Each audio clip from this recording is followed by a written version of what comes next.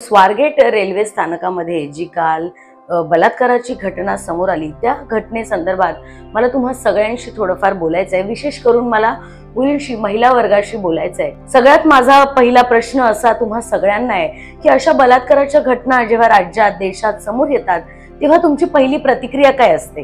तुम्हाला या घटनेची चीड येते, खंत वाटते, दया येते, की मग तुमचा संताप उठतो की या घटना थांबल्या पाहिजेत? मला वाटतंय की तुम्हा सगळ्यांना या घटनेची चीड येते, तुम्ही संतापता, मग तुम्ही मोर्चे काढता, मग तुम्ही याविषयी सोशल मीडियावरती तुमची मतं मांडता, तुम्ही मग आरोपीला, सरकारला, पोलिसांना दोष देता।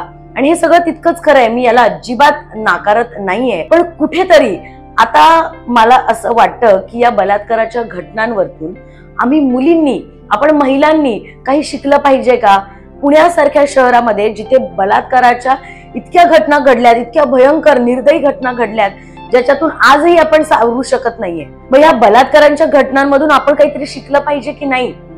आता जर 26 वर्षाच्या मुलीला भर स्थानकामध्ये जर कोणी गोड बोलून फसवून नेत असेल आणि तिच्यावर अत्याचार करत असेल, तर मला वाटतं की आपण महिलांनी थोडा विचार करायला हवा। अजूनही आपण कोणावरही आंधळा विश्वास ठेवतोय का? बरं, सगळ्यात महत्वाचं, त्या मुलीला, संबंधित पीडितेला स्वतः माहिती होतं की तिथेच बस मिळते, पण तरी देखील एका अनोळखी व्यक्तीसोबत ती तिथे दुसऱ्या बसच्या ठिकाणी गेली।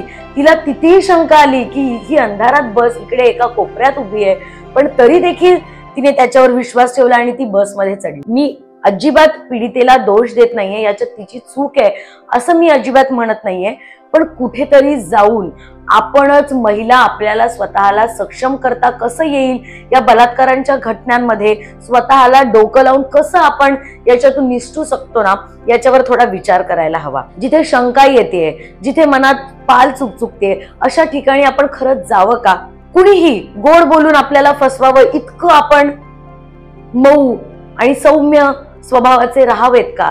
यावरही थोडा विचार करायला हवा। हे बघा, बलात्काराच्या घटना या मागेही खूप घडल्यात, अगदी निर्घृणपणे घडलेल्या आहेत, ज्या आजही आपण विसरू शकत नाही। बरेच जण विसरतील, बलात्काराच्या घटना तेव्हाच आठवतात जेव्हा त्या घडतात। 2 दिवस आपण त्याच्यासाठी आंदोलन करतो, 2 दिवस सरकारवर ताशेरे उठवतो, सरकारही 2 दिवस त्याच्या मागे लागतं, पण नंतर मात्र सगळेजण या घटनेकडे विसरतात। पण मी काय म्हणतेय की आता जरा थांबा आणि विचार करा ना। मुलींनीही विचार करा की खरंच आपण इतके सहज आणि सोपे आहोत का की कोणी आपल्याला कोपऱ्यात नेऊन आपल्यावर अत्याचार करतील? आजच्या जगातली बाई, आजच्या जगातली स्त्री कुठल्याही क्षेत्रात कमी नाहीये, हे आपण स्त्रियांनीच सिद्ध करून दिलेलं आहे। त्याच्यामुळे कृपया करून थोडे जागे व्हा, आपल्या स्टाईलच्या पलीकडे जाऊन जर या स्टाईलने आपल्याला थोडं वाचवता येऊ शकतं का स्वतःला, याच्यावरही विचार करा। मी एक छोटंसं तुम्हाला उदाहरण देते। मी कुठल्याही महिलेला दुखवण्याचा प्रयत्न करत नाहीये, पण यातून मला हेच सांगायचंय की थोडं आता जागे व्हा। त्यामुळे ज्या एकट्या महिला राहतात ना, त्यांना तर माझं हमखास सांगणं आहे की जेव्हा तुम्ही एकट्या प्रवास करत असाल ना, त्यावेळी स्वतःचे सेफ्टी टूल्स हे नक्की तुमच्या सोबत ठेवा। आता ते टूल्स म्हणजे काय? माझ्यासाठी तर माझी नख आहेत, की फक्त स्टाईलसाठी नाही वापरत मी गेली 10 वर्ष पत्रकारिता केली आहे। मी सुद्धा 10 वर्ष ट्रेननी प्रवास केलाय, रात्री अपरात्री प्रवास केलाय, अनेक निर्जळी स्थळी जाऊन रिपोर्टिंग केलेलं आहे। पण अशा वेळी एकच अनुभवलंय, ते म्हणजे स्वतःची सुरक्षा। मला माहितीये मी स्वतःला सुरक्षित ठेवू शकते, मग अशा वेळी मला इतर कुणीही धोक्यात आणू शकत नाही। माझं सगळ्या महिलांना विनंती आहे की किमान आपल्या सुरक्षेच्या वेळी तरी आपण निडर आणि अगदी भक्कम उभं राहिलं पाहिजे। या घटना, अजून किती बलात्कार आपल्यावरती होत राहणार, अजून आपण किती अत्याचार सहन करत राहणार? बसमध्ये कोणी हात लावतं, ट्रेनमध्ये कोणी धक्का मारतं, कोणी विचित्र पद्धतीने स्पर्श करतं, सोशल मीडियावर कोणी घाणेरड्या कमेंट करतं। बरं, सोशल मीडियाचा विषय मी याच्यावरती घेत नाही, कारण की सोशल मीडियावरती आता मुलीच इतक्या मोठ्या प्रमाणात अंग प्रदर्शन करून स्वतःचं मार्केटिंग आणि स्वतःचं काय म्हणू आपण प्रमोशन करतायत। त्याच्यामुळे बाहेरच्या जगामध्ये मुलींना थोड्या हलक्या प्रमाणात लोक घेतायत का, असाही माझा प्रश्न आहे। पण मी पुन्हा एकदा सगळ्यांना सांगते, डोंट टेक इट इझिली, कारण की कोणीही येऊन जर आपल्याला फसवून घेऊन जाऊ शकत असेल ना, तर मला वाटतं मग एखाद्या आरोपीला बलात्कार करणं खूप सोपं आहे। प्रशासन म्हणण्यापेक्षा ही प्रत्येक ठिकाणाची जबाबदारी आहे, प्रत्येक नागरिकाची जबाबदारी आहे. ती बस स्थानक ज्याच्या अंतर्गत आहे त्या सगळ्यांचीच ही जबाबदारी.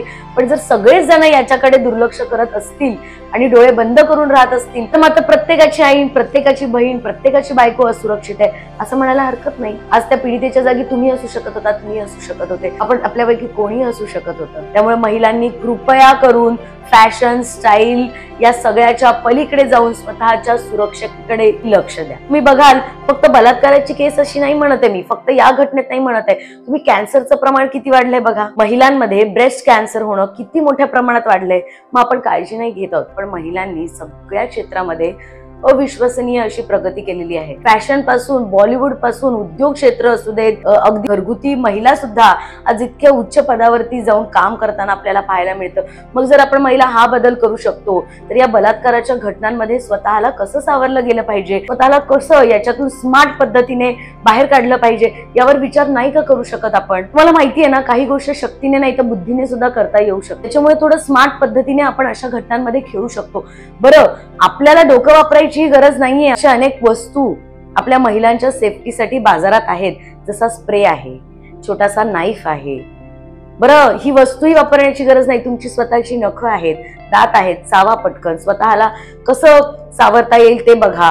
अशा काही स्टेप्स शिकून घ्या. तुम्ही जर एकट्या राहत असाल, एकटा प्रवास करत असाल, दूरचा प्रवास असेल तुमचा, तुम्ही जर रात्री अपरात्री प्रवास करत असाल तर या गोष्टी थोडं जाणून घ्या, स्वतःला अपडेट करा. आपण किती दिवस आपण सरकारला, पोलिसांना आणि यांना त्यांना दोष देत राहणार आणि किती दिवस आपण हे असे बलात्काराच्या घटनांना या कानाने ऐकून त्या कानाने सोडून देणार असाल? मला वाटतं थोडं अपग्रेड होण्याची गरज आहे. जसं AI टेक्नॉलॉजी सगळ्या गोष्टींमध्ये अपडेट झाली आहे, तसं महिलांनी जर थोडं डोकं लावून आपण या सगळ्या घटनांमधून स्वतःला कसं सक्षम पद्धतीने बाहेर काढू शकतो याचा जर विचार केला तर मला वाटतं कुठेतरी या घटना थांबवता येऊ शकतात.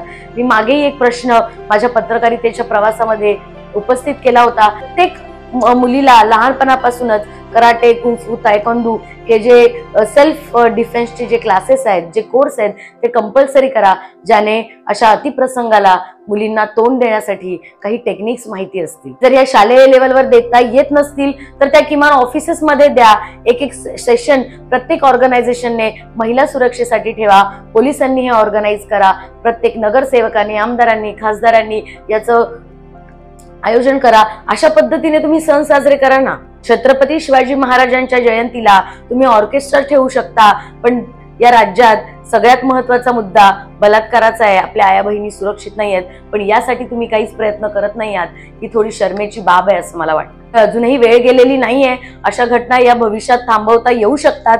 महिला अजूनही सक्षम होऊ शकतात. त्यामुळे डोकं वापरा. सेल्फ डिफेन्स साठी आपण काय करू शकतो, स्वतःला अशा घटनांमध्ये आपण कसं बाहेर काढू शकतो याचं आता महिलांनी प्रशिक्षण घेणं खूप गरजेचं आहे. स्वतःला या संदर्भात अपग्रेड करणं खूप गरजेचं आहे. आणि त्यामुळे माझं या एक विचारच्या माध्यमातून सर्व महिला वर्गांना, सर्व तरुणींना विनंती आहे की कृपया सेल्फ डिफेन्स बाबतीत थोडा अभ्यास करा.